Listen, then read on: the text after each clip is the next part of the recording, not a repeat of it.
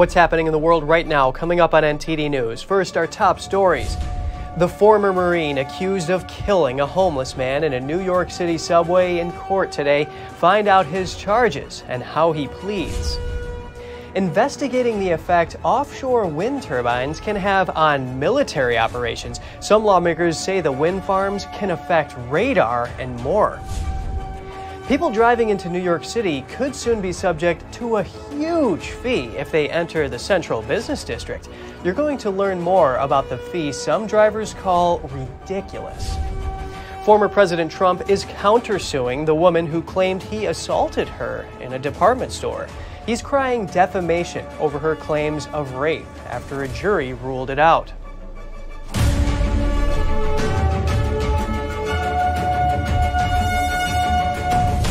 Welcome to NTD News Today. I'm Kevin Hogan. Our top news is on the former Marine sergeant accused of fatally strangling a homeless man in a New York subway car.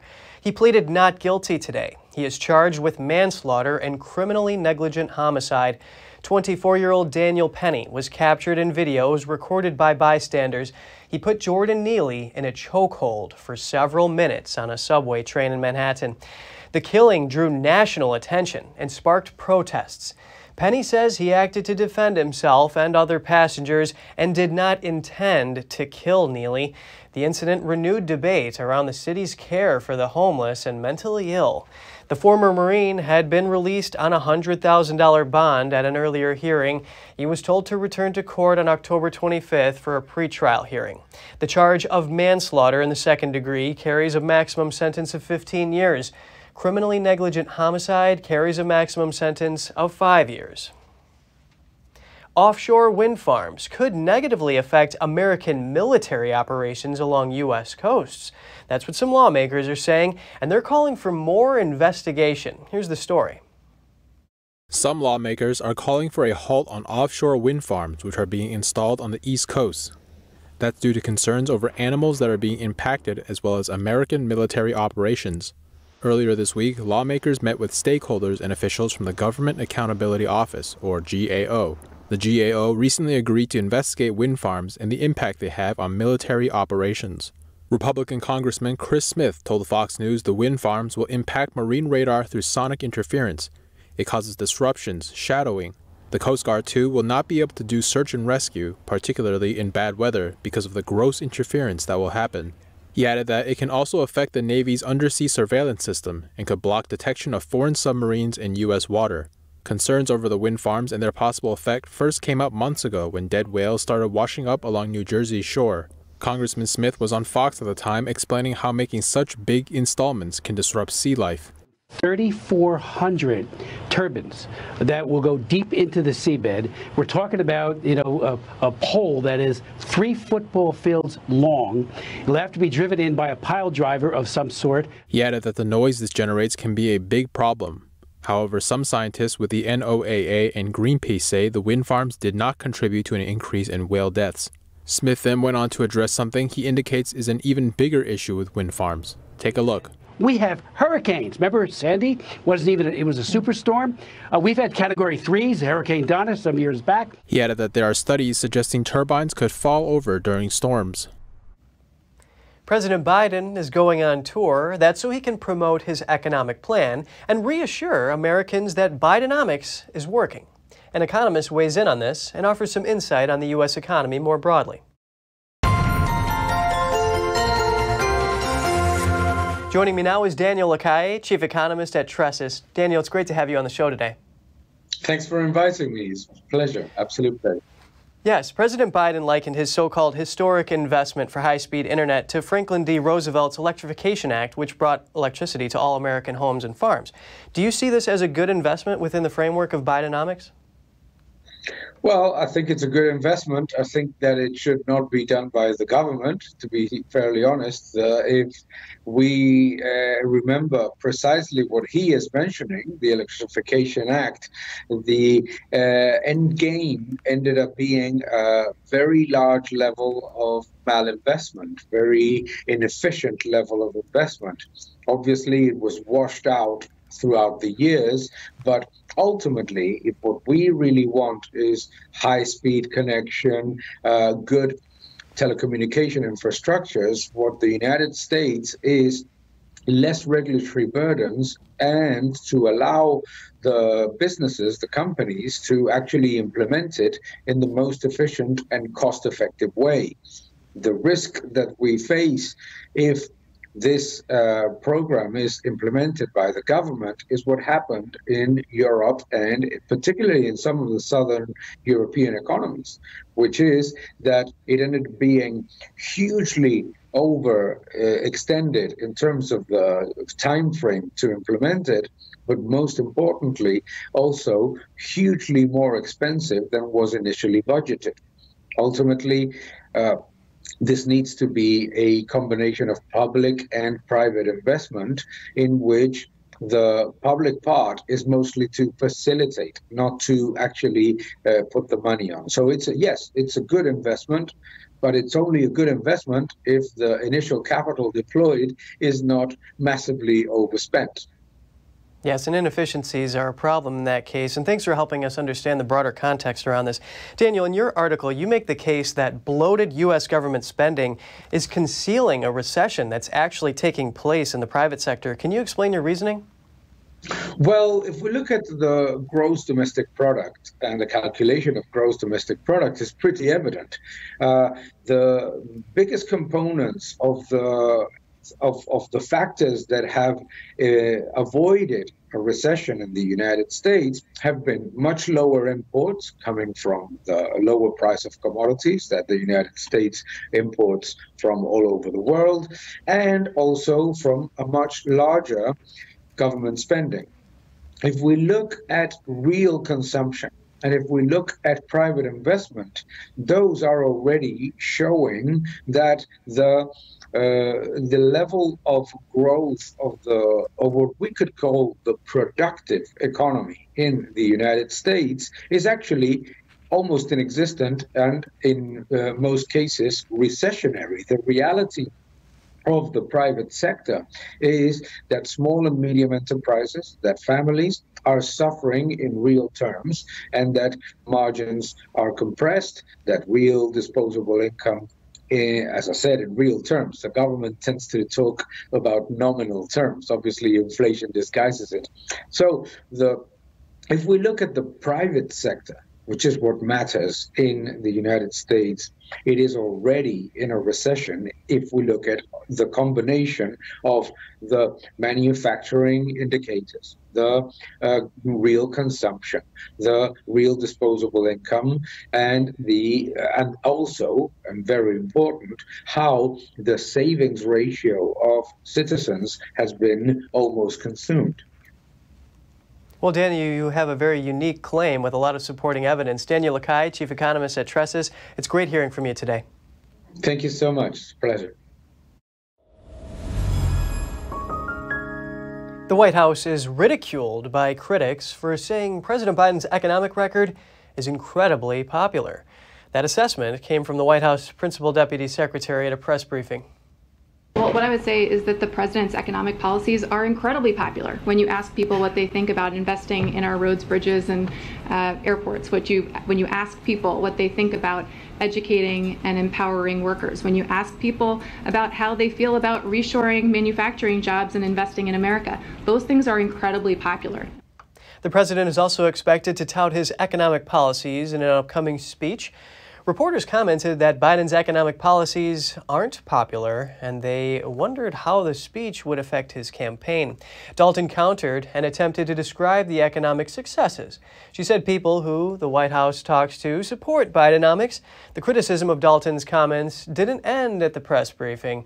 Conservative social media users saw disconnects between the White House statements and their view on the economic effects. White House Press Secretary Karine Jean-Pierre made similar positive claims about what the president has done with the economy in a press briefing on Monday. Former President Trump has filed a counterclaim lawsuit against the author who said he raped her in a dressing room in the 1990s. A jury found that Trump did not rape E. Jean Carroll, something the former president himself repeatedly denied. Trump's counterclaim comes just a month after he was ordered to pay $5 million in damages to Carroll.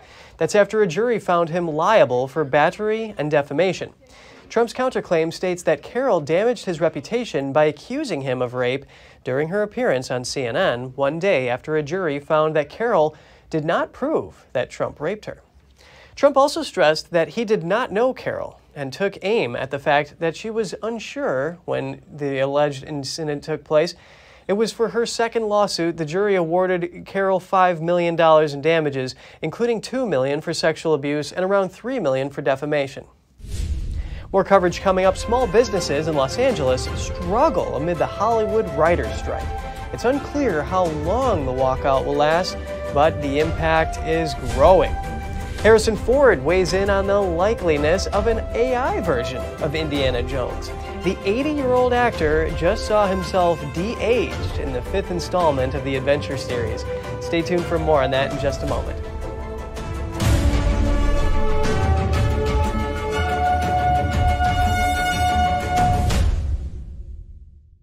Share your favorite photos honoring Dad this Father's Day for a chance to win $1,000 in cash. Post your photos with the hashtag GJWBestDad. Enter before June 30th for your chance to win. Imagine a coffee that cares for your health. Expertly fermented with a 50-enzyme complex to enhance flavor and remove bitterness.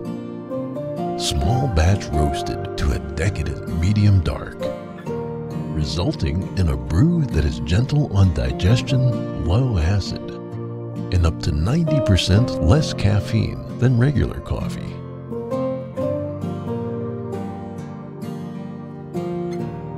Try America's first enzyme fermented coffee today.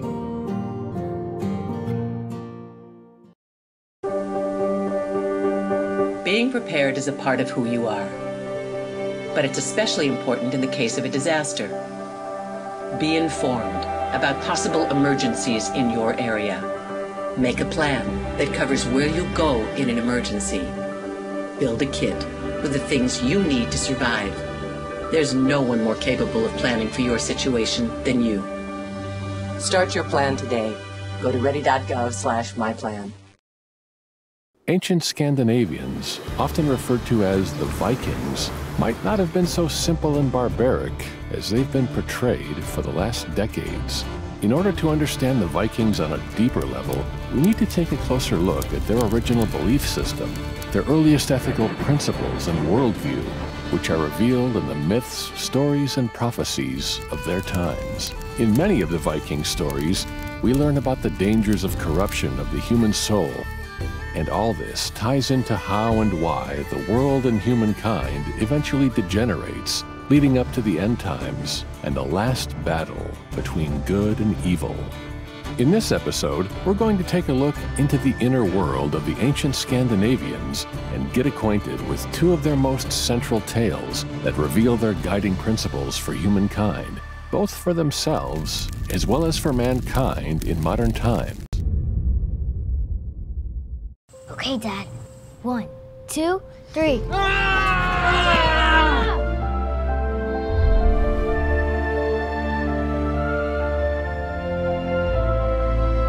You saved me. Dad? Are you okay? I'm fine, dear.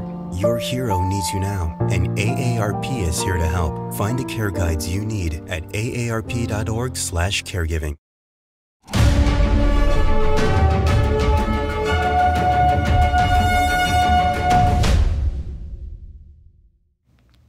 Welcome back. A hefty new fee is coming to New York City drivers.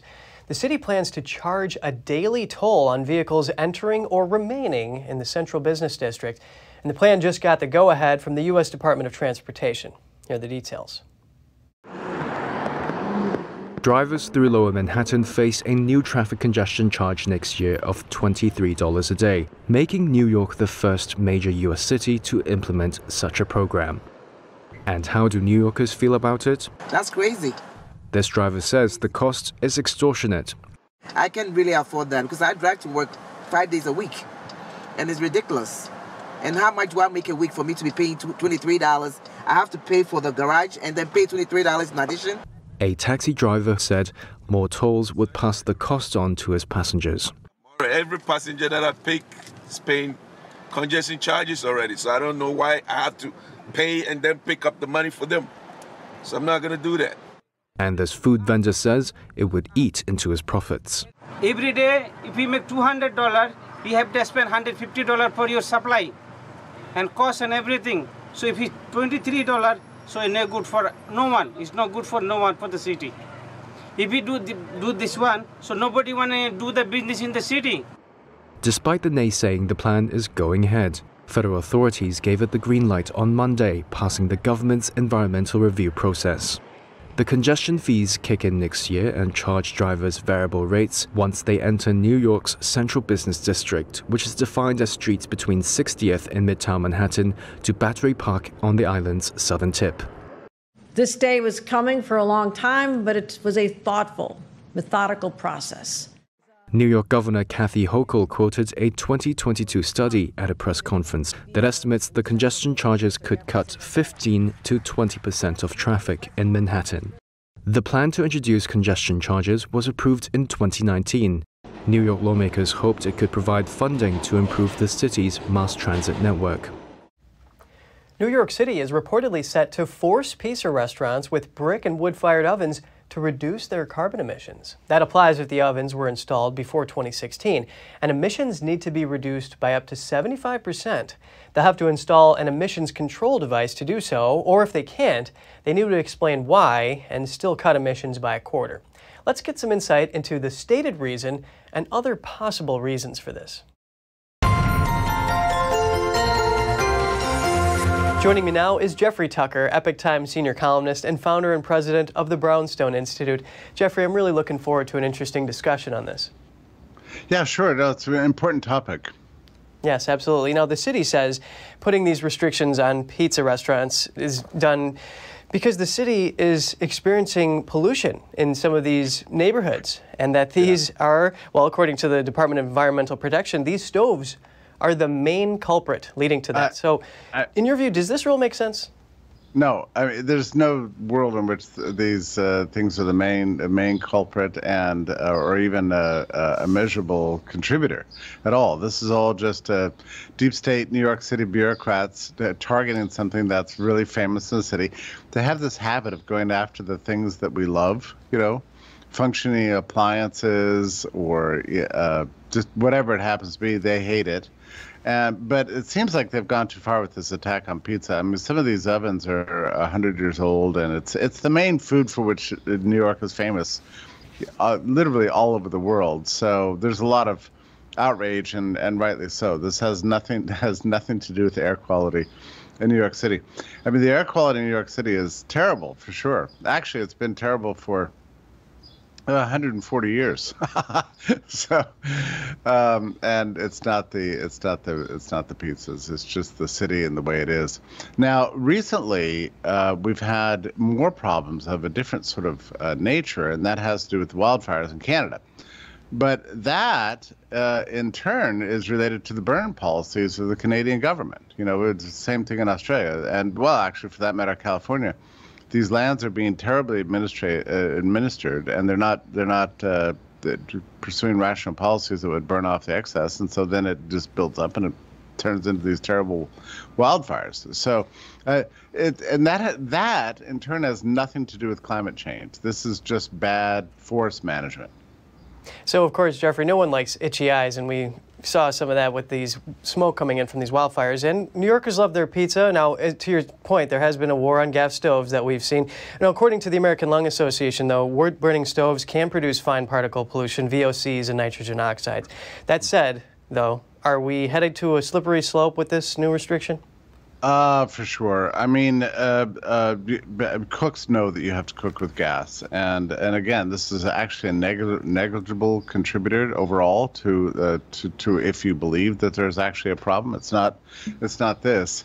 You know, there was a New York Post writer who said that one flight coming out of by a politician in a private plane emits more emissions, CO2, than something like 529 years of all the coal and wood burning pizzeria stoves in the whole city, which I thought was an interesting remark and an interesting observation. So these people are really distorted. They often go after the problems that impact our lives most immediately while neglecting the big problems. And I'll tell you a quick story about this, the one that's most famous in my mind. About 20 years ago, the EPA eliminated all phosphates from detergent, which is a major reason why it's hard to get clean clothes these days. It's actually almost impossible with the broken washing machines and everything else. Well, they said it was because the phosphates were clogging the rivers and the streams by causing algae to grow and crowding out fish. But later, research into this showed that domestic use of phosphates in detergent was a negligible contributor, if anything at all. And the main culprits for this were factory farms and big agriculture that were dumping all their fertilizers into the lakes and rivers. I mean, once you say it, it seems perfectly obvious. But they don't want to attack the big businesses because they've got political connections. So they go after all of us, pretend to be solving the problem by making our lives less quality lives and less freedom. Well, thanks for helping us sort through all of these things here. Jeffrey Tucker, president of the Brownstone Institute. It's always great speaking with you. Okay, it's my pleasure. Thanks so much. More Hollywood strikes are likely coming this summer, with many expected to join the picket lines. We're SAG-AFTRA strong in solidarity with the WGA. That solidarity may soon lead to striking together. More than 300 members of the Screen Actors Guild have signed a letter obtained by Rolling Stone saying they'd rather go on strike than compromise on important issues. Among those who signed the letter, Meryl Streep, Jennifer Lawrence, Rami Malek, Julia Louis-Dreyfus, Ben Stiller, and Amy Poehler. The Screen Actors contract with the studios expires Friday. The Writers Guild has been on strike since May 2nd. Small businesses in Los Angeles and beyond are taking a hit from the Hollywood writers' strike. Florists, caterers, costume suppliers, and others have seen orders dwindle, and it's unclear how long the walkout will last. NTD's Andrew Thomas has the latest on this. Before Hollywood writers walked off the job in early May, Prop House History for Hire filled an average of 53 requests a week. But the Writers Guild of America strike has halted many film and TV productions. Even though there is a strike going on and there's a work stoppage, it doesn't stop my staff's rent. It certainly doesn't stop my rent. It doesn't stop our utilities. It doesn't stop our cost of living. Weekly orders this year now average 26. Elia says revenue has dropped 60%. The biggest toll of a strike, of course, is the human toll. And it is the amount of people that they get marginalized, which is horrible. I mean, everybody in this business is important, above the line, below the line, and those of us that work below the credits, that we run small businesses. Dozens of scripted television projects would usually be in production for the fall broadcast season. In mid-June, Los Angeles issued just 3 permits to film in the city. Businesses like that do what I do, there's hundreds of thousands of us in this town that, if I'm not renting to shows, that means I'm not using the dry cleaner, I'm not using the guy who does the plating, I'm not using the welders, so everybody gets affected. It's too early to measure the full economic toll. But the 100-day WGA strike in 2007 and 2008 could be an indicator of the outcome. The Milken Institute, an economic think tank, estimates that walkout resulted in the loss of nearly 38,000 jobs in California and cost the state $2.1 billion. Andrew Thomas, NTD News. Harrison Ford returns in the upcoming Indiana Jones and the Dial of Destiny. The 80-year-old commented on the possibility of making a full-length feature film using his AI-generated image as a younger man. It won't work. You've got to have the contest there. You've got to be on a set with people saying, this is not quite, what do we try? Let's do this, do that, do the other thing. You can't just sit down and type it out. It's not real. You need real people, real contest, real communication. The latest movie hits theaters this Friday. At the start of the movie, a digitally de-aged Ford plays Indiana Jones fighting the Nazis trying to get a half of the Dial of Destiny. The film proves that actors don't need to be there for a younger presentation of the character.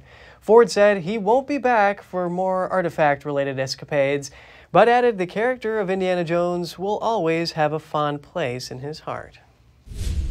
Stay tuned for home prices dropping year over year by the most since 2011. What's the current state of the housing market? We'll dive deeper into this. Twitter owner Elon Musk is seen sparring in training photos as he prepares for an upcoming match against Meta head Mark Zuckerberg. That and more when we return.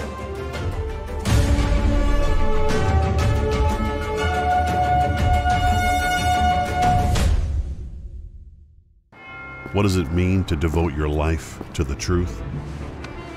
Does it mean investigating communist subversion here in America? Does it mean exposing the deadly fentanyl crisis in the Midwest? Or spending late nights uncovering deep government corruption? Because at a time when America's traditional values are under attack, it's the responsibility of righteous journalists to uphold truth and tradition.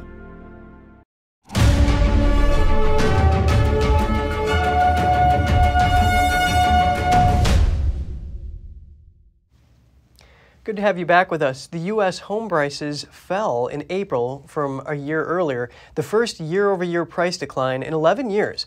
Higher mortgage rates made home purchases more expensive, according to the S&P Case-Shiller Home Price Index. But is this what the average buyer sees when looking for a home? NTD Business's Don Ma speaks to a housing market veteran. Here with me is Robert Helms, veteran housing market analyst and host of the Real Estate Guys show. Now, Robert, U.S. home prices saw the first year-over-year decline since 2012, according to S&P Case-Shiller Home Price Index. Now, is that representative of what's happening in the housing market? Are homes' prices actually declining? Well, that's a great question, Don. You know, the Case-Shiller Index covers either 10 or 20 cities, depending on which you look at. And it obviously doesn't cover the entire housing market, but it does give us a good snapshot of what's happening. So I think that if we look out in general, we see that this price decline has people a little concerned, but you have to understand that's a year-over-year price decline, albeit the first one we've seen in over 10 years. But if you look at the index compared to last month, it's actually up a little bit. So part of it is that April a year ago had really good housing numbers. And so we are seeing a little bit of a decline. And I do think it's representative in certain markets of what the local economy is feeling. Let's just say a regular home buyer is looking for a home. Would they be expecting prices higher than before? In many areas, they do, only because people are reluctant to sell. And we've talked about this, but the idea that someone who would have had their house on the market had interest rates stayed similar has decided, you know, I'm going to keep my 3% loan instead of getting a new 7% loan, and has elected not to sell. For that reason, there's less inventory. And when there's less inventory, certain home buyers must buy, and they're forced to pay a little higher price. Right, this inventory, are we talking about new homes or existing home sales? Yeah, great question. So those things are normally separated out. We look at existing homes or resale homes differently than new homes. Existing homes are where we're seeing the tightness, because we've got folks that are already in place with a mortgage payment that they can handle, and they're not sure they want to either make a lateral or upward move because of the rapid increase in interest rates. Now, I would assume, correct me if I'm wrong, that if the Federal Reserve starts cutting interest rates, I mean, perhaps mortgage rates over the long run would come down and more people would be open to selling, increasing inventory, and that's how prices may come down. That's a great point. And in a market where we're feeling that that very well could happen. We have folks out there that are thinking about moving, would be moving, have a reason to move, like adding an addition to the family or just needing more space, and they've been hesitant because of the mortgage rates. As soon as we see change in their favor, some of those folks are going to be ready to move, and that will probably give us more inventory in the market. How soon people snap up that inventory will be the question, because folks looking to buy those houses will be faced with the same lowering interest rates. Now, if someone is looking to purchase a home, what are some suggestions you have for them? So if you're thinking about buying a home today, I think the first thing is you have more time. You don't have that clock ticking. There was a period, a year and a half ago where if you didn't make your offer, prices went up $40,000 the next month. That's not necessarily happening right now. So I think people have time to think through. I know when we made a big move years ago, we decided to rent for a year. Even though I'm a real estate guy, I didn't know the market very well. Now, today I live in the same house that I used to rent. I just own it. So it's a different story. But I do think if people are thinking about buying a house, they just need to be prudent, spend a little time with a great realtor, learn the market first. Don't jump at the first thing you see. And if you do it right, rates may come down a little bit while you're looking. All right. Thank you very much today, Robert. Always great to see you. Thanks, Don. Turning now to an incident that has gone wrong. A Florida man who fired at least 30 rounds at his pool cleaner won't face charges due to the castle doctrine. The Pinellas County Sheriff says Bradley Hocevar thought he was defending himself and his wife from an intruder. Instead, the person entering their Tampa area property on June 15th was Carl Polek, who regularly cleaned the couple's pool. He was there on a different day than usual and failed to alert the family. The sheriff says the homeowner fired 2 shots and Polek ran. Then he fired about 30 more rounds, and shrapnel from bullets and glass caused Polek minor injuries. The Supreme Court has rejected a lower court's decision to uphold the stalking conviction of a Colorado man. He sent hundreds of messages to a woman on Facebook. The justices decided the standard used to convict the man was wrong. They sent the case back, saying prosecutors need to prove the accused knew his words could be seen as threatening. It's possible the Supreme Court's decision could make it harder to prove what qualifies as an online threat. An Elon Musk sparring partner is impressed with the entrepreneur's fighting skills. That's ahead of Musk's mixed martial arts bout against Meta head Mark Zuckerberg. His sparring partner is Lex Fridman, a scientist at the Massachusetts Institute of Technology. He posted photos from the sparring partner session on Twitter.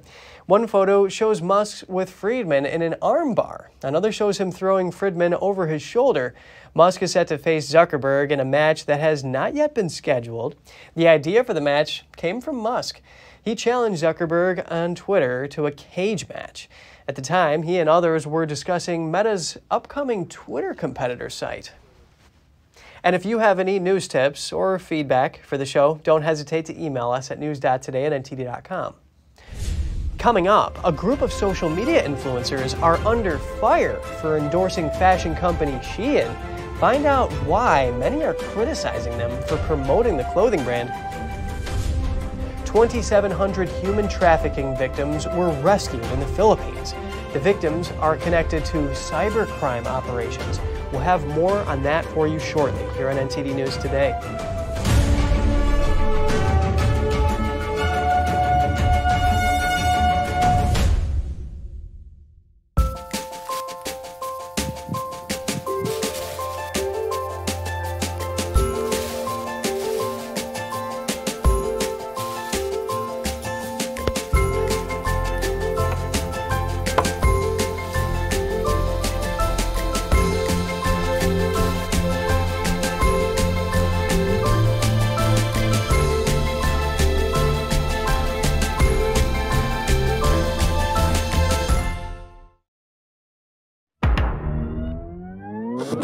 Tired of scrolling Netflix?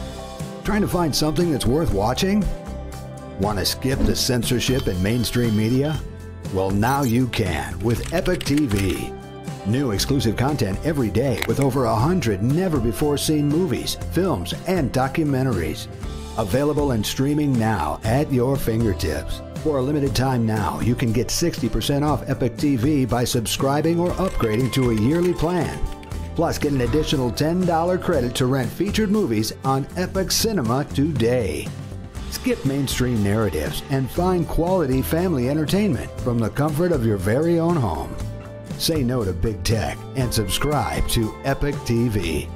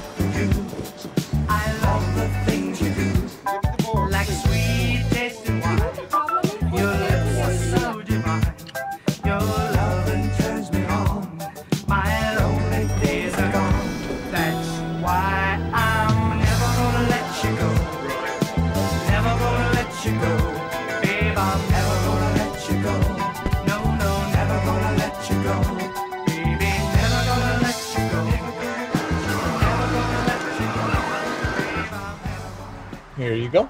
Thank you. Thank you.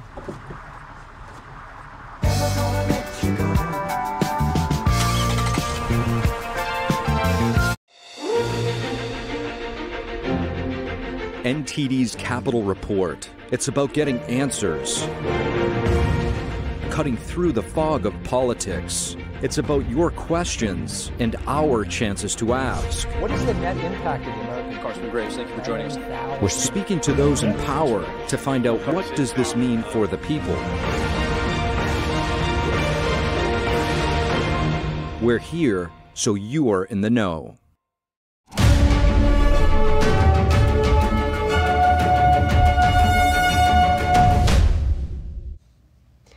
It's great to have you back with us. A group of social media influencers is facing backlash after a recent trip to China. They were invited to tour a Shein factory in Guangzhou. The influencers showered praise on the Chinese clothing company during the visit, but many online suggest they were shown a false picture of what's really going on. NTD's Jeremy Sandberg reports. Multiple tags say, "Need your help." A social media influencer told her 500,000 followers on Instagram that she's more confident than ever in her partnership with Shein after visiting the company's factory in Guangzhou, China. Another that toured the factory said she was pleasantly surprised. But is the company as ethical as it claims? The factory was one of thousands that Shein uses. The fast fashion retailer is accused of using forced labor in its clothing supply chains. A bipartisan group of U.S. lawmakers sent a letter to the chair of the U.S. Securities and Exchange Commission in May, claiming there are credible allegations of Shein using underpaid and forced labor. U.S. senators penned a letter to Shein's CEO earlier this year over concerns of the company using cotton from China's Xinjiang region. A menswear writer on Twitter took issue with the influencer's endorsement. He says in his post that he can't help but feel that these influencers were chosen to make Shein look progressive to a Western audience, while the company runs a sweatshop in the back to make clothes out of polyester and lead. A CBC Marketplace investigation found some Shein items had high levels of chemicals in them, like lead. Health Canada issued a recall for a toddler jacket in 2021. It contained close to 20 times the legal amount of lead for a product allowed to be sold in Canada. Others online said the influencers are taking away from the work of investigative journalists and Shein factory workers who risked everything to film the reality of Shein's workplace conditions. An influencer strategist on TikTok accused the influencers of acting as PR crisis managers and advised them to be more cautious when accepting partnerships. Shein is valued at close to $100 billion and churns out over 6,000 new designs a day on average. Jeremy Sandberg, NTD News. Staying in Asia, Philippine authorities rescued over 2,700 alleged human trafficking victims after raiding a commercial building in a Manila suburb connected with cybercrime. Police were seen entering the compound on Wednesday. They told local media that those rescued include people from the Philippines, China, Indonesia, and other countries. Authorities say they were swindled into working for fraudulent gaming sites and carrying out scamming activities. Police are still determining if the workers are part of a syndicate or victims of human trafficking. Foreign nationals deemed victims will be returned to their home countries. In May, leaders of the Association of Southeast Asian Nations expressed concerns over the growing number of human trafficking incidents connected with online fraud. Cambodian authorities set ablaze nearly 6 tons of seized illegal drugs. A ceremony was held today in the nation's capital. The drugs were seized from mid-2022 until recently, including cocaine, heroin, and meth, along with other illegal addictive substances. Cambodia's interior minister praised the cooperative relationship with neighboring countries to stop the trafficking. The burning ritual marked this week's World Drug Day. It began internationally on Monday, but Cambodian officials delayed it due to busy work schedules. In Cambodia, trafficking more than 2.8 ounces of illegal drugs carries a penalty of life in prison. Residents in the Japanese prefecture of Okinawa woke up to quite a sight this morning. The waters around the fishing port of Nago were a completely different color. Images taken by the Coast Guard showed red bay waters. This cause is believed to be a leak from a brewery, which saw coolant flowing into a connecting river. Just ahead, an exhibition in Italy presents the Renaissance master Luca Signorelli. His paintings are said to have inspired Michelangelo and Raphael. Bullfighting has waned in recent years amid the objections of animal rights activists, but it remains a large part of Spain's cultural heritage. Stay tuned for more on that when we come back.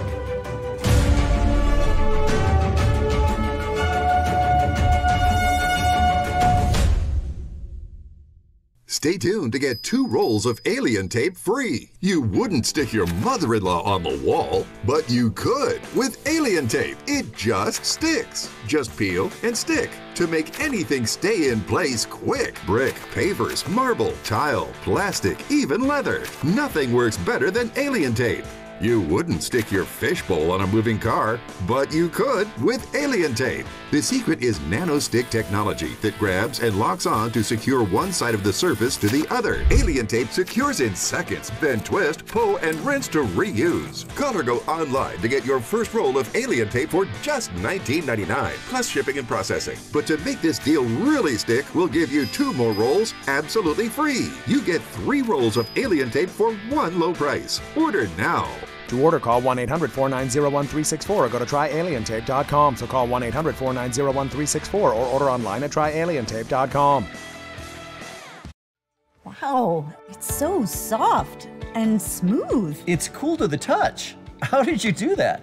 Well, we took MyPillow's patented fill and combined it with this new technology that we didn't have back then when I invented MyPillow to bring you the best pillow in history, MyPillow 2.0. Because of all of you, MyPillow 2.0 has been a huge success, and now we're bringing you our best-selling Go Anywhere MyPillows with the same temperature-regulating technology. Made with my patented adjustable fill and brand new cooling fabric, they're truly the next generation of MyPillow. So go to MyPillow.com or call the number on your screen. Use your promo code to save over 60% on our MyPillow 2.0 4-pack special. You'll get 2 MyPillows and 2 Go Anywhere MyPillows, regular $259.92, now only $99.98. King size just $10 more. This is a limited time offer, so please order now. 2023, the 10th NTD International Classical Chinese Dance Competition aims to promote the traditional art of classical Chinese dance. From September 4th to 7th, top dancers from around the world will compete in skill and showcase talent at the Sugarloaf Performing Arts Center in New York. The gold award is $10,000. Apply now at dance.ntdtv.com.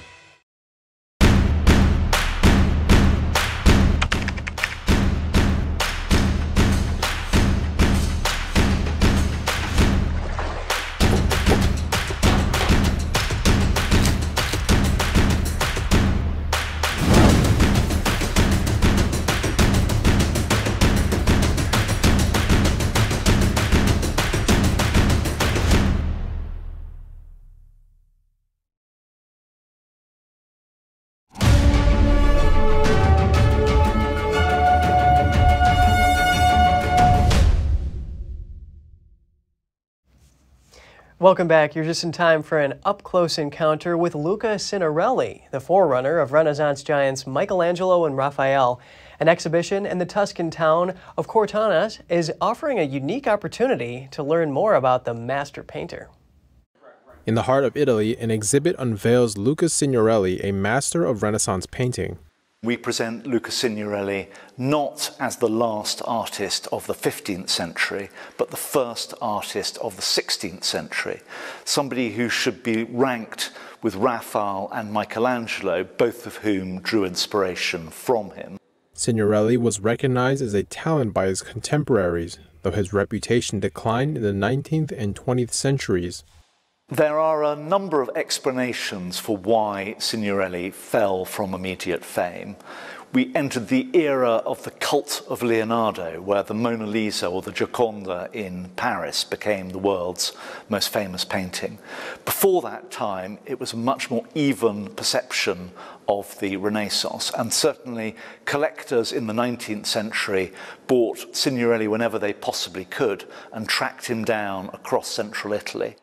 An extraordinary innovator of the Renaissance, Signorelli created figures that conveyed passion, pity, outrage, and hope. Signorelli's art is marked by an extraordinary colorism, by an intense awareness of form and particularly its sculptural potential, all done in two-dimensional painting. But lastly, by something that really marks him out from his contemporaries, which was his powers of visual imagination and invention. He would reread a traditional subject and give it a new emphasis. And this is seen throughout the works in this exhibition. These elements, combined with his dramatic use of light and the creation of highly unusual natural views, inspired future artists.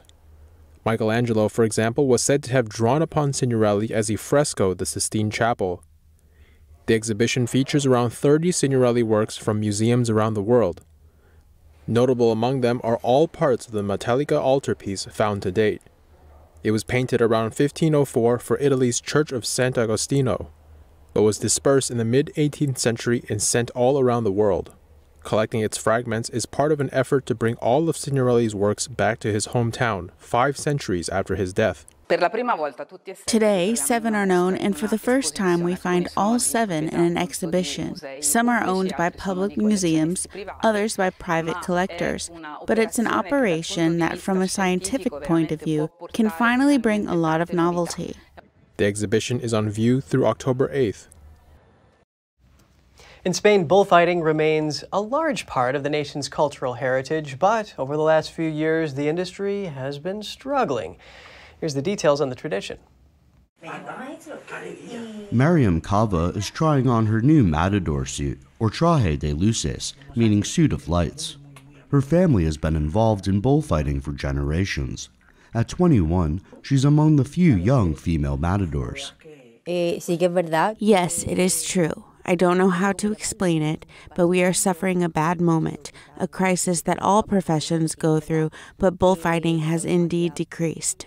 Bullfighting is illegal in countries like the UK, Denmark, and Italy, but it still takes place in Spain, Portugal, France, and Mexico. Cava says it's growing in popularity among young people. I believe it is booming among young people, and people are eager to learn and go to the bull rings, and especially eager to learn about the profession, the countryside, the Spanish fighting bull, which is the most beautiful animal in the world.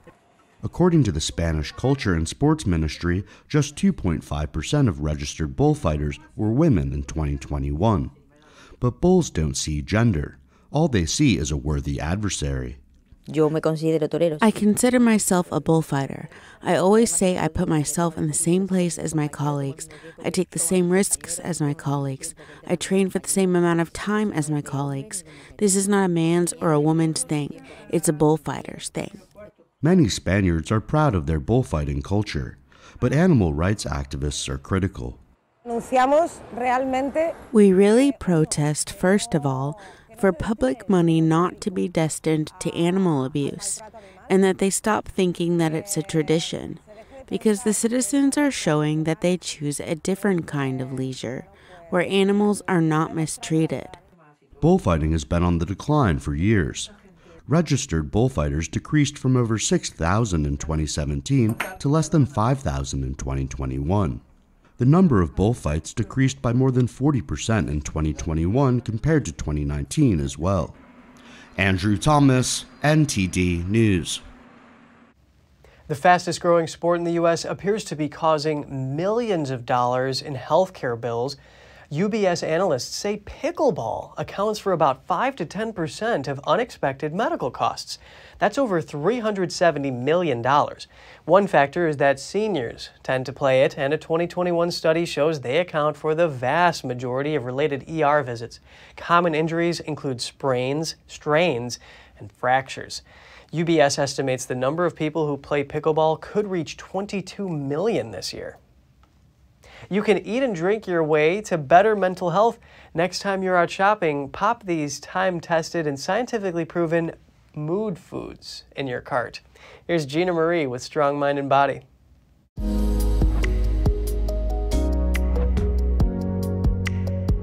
Many doctors generally advocate pills to treat anxiety, but evidence shows they can have negative side effects. These include addiction, depression, suicide, seizures, sexual dysfunction, and headaches. Practitioners of natural health generally believe that lifestyle changes are the best medicine, particularly the food we eat.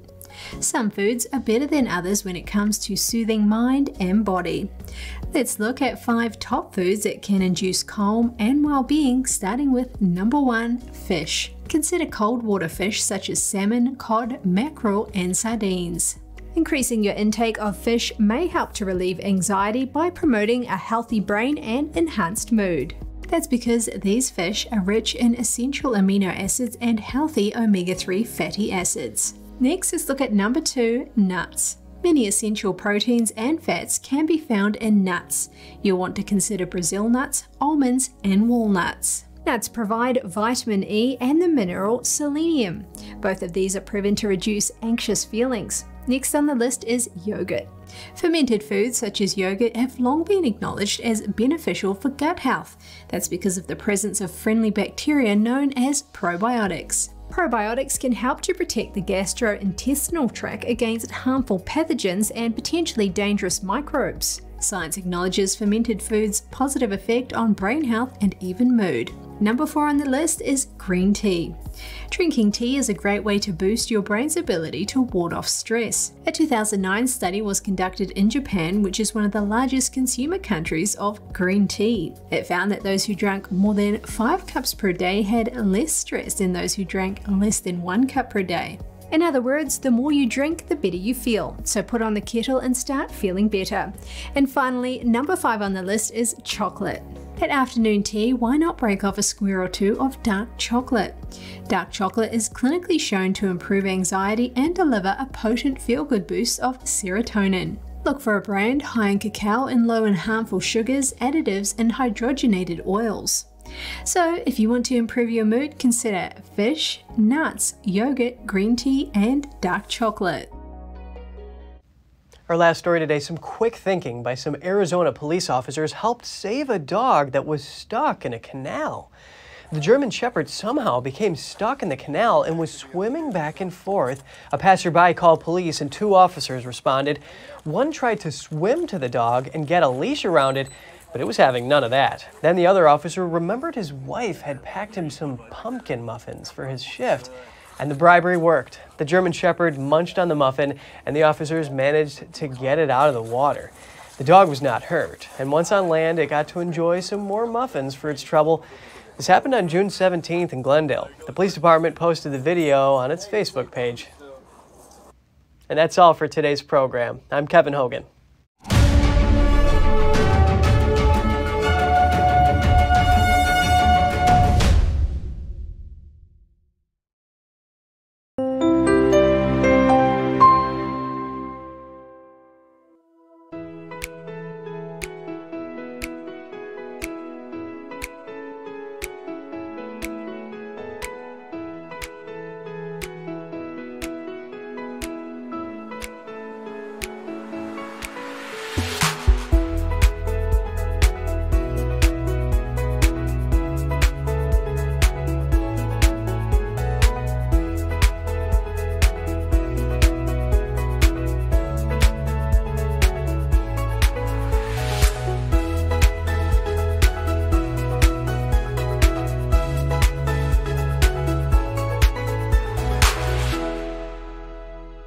Thanks for watching us on YouTube. Did you know YouTube only keeps selective videos on its platform? So if you want to make sure you get the full picture, just subscribe to our newsletter.